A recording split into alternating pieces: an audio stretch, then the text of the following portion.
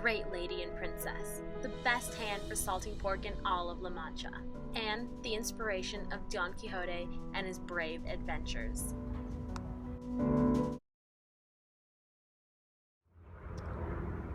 Hi Dulcinea, thank you so much for agreeing to sit down with me. Your part of the story is very elusive, and we are all so eager to find out about what you have to say. It's my pleasure to sit down with you and tell you all about what's happened to me. First of all, I'd like to offer my condolences for Don Quixote's passing. How are you handling it all? Thank you. It hasn't been easy, but having his adventures written down has immortalized him not only for me, but for all of his loved ones.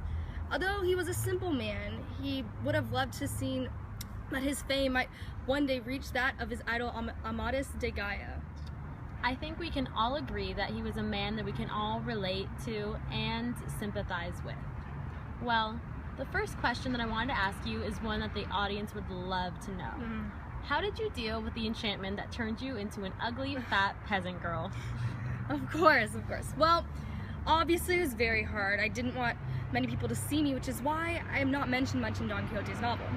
I was very hard to track down during that time, and it made Don Quixote very sad because I couldn't come along with him on his adventures. Thank goodness the duo were able to disenchant me. Did you thank Sancho for whipping himself? Of course I did. You know, I always thought he had somewhat of a crush on me, and he was always jealous of me and Don's love. But I'm eternally grateful. I still see him now and then, and he never lets me forget what he did. Except, rumor has it that he didn't even whip his own bottom. He found a loophole in the enchantment. Oh, what a guy that Sancho is. Well, I've heard from a couple of sources that you and Altisidora got into a physical fight after Don Quixote stayed at the Duke and Duchess's palace. Care to comment?